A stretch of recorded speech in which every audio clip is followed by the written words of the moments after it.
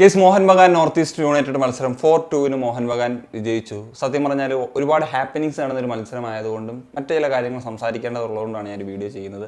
കാരണം first half നോക്കിക്കഴിഞ്ഞാൽ ഒരു എൻഡ് ടു എൻഡ് ഗെയിം തന്നെ നടന്നിട്ടുള്ള മത്സരമായിരുന്നു എന്നുള്ളത് നമുക്ക് കൃത്യമായിട്ട് പറയാൻ സാധിക്കും. അപ്പം ആദ്യം നോർത്ത് ഈസ്റ്റ് യുണൈറ്റഡ് ഒരു പെനാൽറ്റിയിലൂടെ മുന്നിലെത്തുന്നു.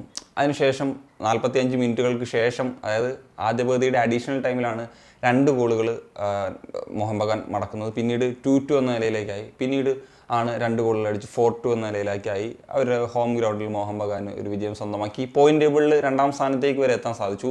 ഒഡീഷ എഫ് സിയേക്കാൾ ഒരു മത്സരമാണ് കുറച്ച് കളിച്ചിട്ടുള്ളത്. അടുത്ത മത്സരം കൂടി വിജയിച്ച് കഴിഞ്ഞാൽ ഒരു പക്ഷേ ഒഡീഷയ്ക്ക് വരെ മുകളിൽ പോകാൻ, അതായത് ഷീൽഡ് റേസിൽ ഏറ്റവും മുന്നിലെത്താനുള്ള ഒരു അവസരമാണ് മോഹൻ ബഗാൻ ഉള്ളത് എന്നുള്ളതാണ്.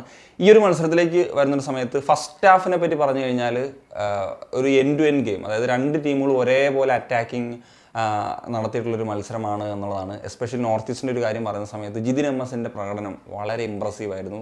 വളരെ മികച്ച റണ്ണുകൾ, ഒരുപാട് നല്ല പാസുകൾ.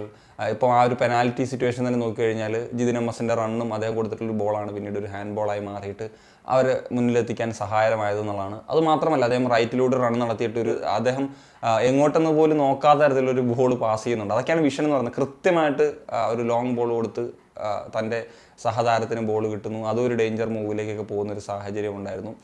സോ ഐ തിങ്ക് എനിക്കിപ്പം ജിതിൻ എം എസിൻ്റെ ഈ ഒരു സീസണിൽ അദ്ദേഹം വളരെ കൺസിസ്റ്റൻ്റ് ആയിട്ടൊക്കെ പെർഫോം ചെയ്യുന്നുണ്ട്. അദ്ദേഹത്തെ പറ്റി അങ്ങനെ അധികം ആരും പറഞ്ഞു കേട്ടിട്ടില്ല. ഒരു അണ്ടർ റേറ്റഡ് ഒരു പ്ലെയർ എന്ന നിലയിലാണ്. അതിൽ അദ്ദേഹം അങ്ങനെ തന്നെ കളിച്ചു പോട്ടെ എന്നുള്ളതാണ് ആഗ്രഹിക്കുന്നത്.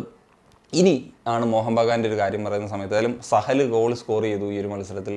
അത് വളരെ ഇൻട്രസ്റ്റിംഗ് ആയിട്ട് കാര്യമാണ്. അദ്ദേഹം നന്നായിട്ട് കളിച്ചു. അതിൽ ലിസ്റ്റിനാണെങ്കിലും ഗോൾ സ്കോർ ചെയ്യാൻ സാധിച്ചു. അദ്ദേഹത്തിനും പെർഫോം ചെയ്യാനായിട്ട് സാധിച്ചിട്ടുണ്ട്. പിന്നെ ദീപി പെട്രോസും കമ്മിൻസുമാണ് സ്കോർ ചെയ്തത്. പക്ഷേ ഈ ഒരു മത്സരത്തിൽ മോഹൻ ബഗാൻ്റെ ഒരു ഹീറോ എന്ന് പറയുന്നത് ഉറപ്പായിട്ടും ജോണി കൗക്കോ എന്ന് പറയുന്ന ഫിനിഷ് മിഡ്ഫീൽഡറാണ്. അദ്ദേഹം ജനുവരി ട്രാൻസ്ഫർ ജാലകത്തിൽ മാത്രം എത്തിയിട്ടുള്ളൊരു താരമാണ്. 3 അസിസ്റ്റുകളാണ് കോൺട്രിബ്യൂട്ട് ചെയ്തിട്ടുള്ളത്. നമുക്ക് ഒരു മത്സരത്തിൽ അടിച്ച 4 ഗോളിൽ 3 അസിസ്റ്റും ഒരു താരത്തിൽ നിന്നാകുന്നു എന്നുള്ളത് ടീമിലേക്ക് ഇപ്പം മാത്രം ജോയിൻ ചെയ്തിട്ടുള്ളൊരു താരമാണ്.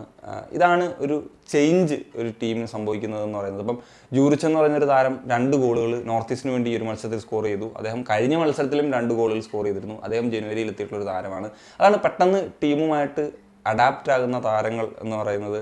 തീർച്ചയായിട്ടും ജനുവരിയിൽ അങ്ങനെ വരുന്ന സമയത്ത് ആ ഒരു തരത്തിലുള്ള ആ ഒരു കണ്ടീഷൻസുമായിട്ട് പൊരുത്തപ്പെടാൻ സാധ്യതയുള്ള താരങ്ങളെയാണ് എത്തിക്കേണ്ടത് എന്നുള്ള ഒരു വിസിബിൾ. എനിക്കൊന്ന് ജൂറിച്ച് ഇപ്പോൾ ഒരു AFC കോട്ടയിൽ അല്ലെങ്കിൽ ഒരു ഏഷ്യൻ പ്ലെയർ എന്ന നിലയിൽ വന്നതാണ്. പക്ഷേ ഒരു ടോപ്പ് സൈനിങ് ആയിട്ട് തന്നെ നമുക്ക് വിലയിരുത്താം. കാരണം എന്ന് വെച്ച് കഴിഞ്ഞാൽ അദ്ദേഹം 2015 ഓസ്ട്രേലിയ ഒരു ഏഷ്യൻ കപ്പ് നേടിയിട്ടുള്ള ടീമിലുണ്ടായിരുന്നു. അതുപോലെ തന്നെ വേൾഡ് കപ്പ് ഓസ്ട്രേലിയക്ക് വേണ്ടി കളിച്ചിട്ടുണ്ട്. 41 മറ്റു മത്സരങ്ങൾ കളിച്ചിട്ടുണ്ട്. ഒരുപക്ഷെ കമ്മിൻസിനെക്കാളിലൊക്കെ ഒരു പ്രൊഫൈൽ, ഓസ്ട്രേലിയൻ പ്രൊഫൈൽ വെച്ച് നോക്കുമ്പോൾ മുകളിൽ നിൽക്കുന്നതാണ്. കമ്മിൻസ് നിലവിൽ ഈ ഒരു അടുത്ത കാലത്ത് ഭാഗമായിരുന്നൊരു താരമാണ് എന്നുള്ളതാണ്. പക്ഷേ ജൂറിച്ച് നന്നായിട്ട് തന്നെയാണ് പെർഫോം ചെയ്യുന്നത് എന്നുള്ളതാണ്.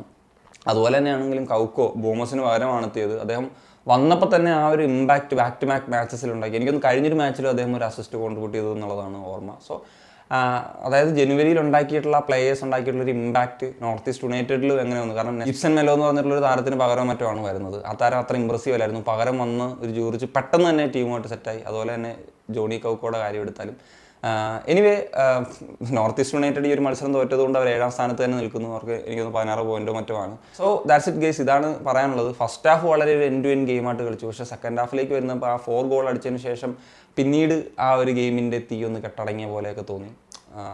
അവസാനം ഒരു 4-2 എന്ന് പറയുന്നൊരു നിലയിൽ മോഹൻ ബഗാൻ കംഫർട്ടബിളായിട്ട് വിജയിക്കാനും സാധിച്ചു എന്നുള്ളതാണ്.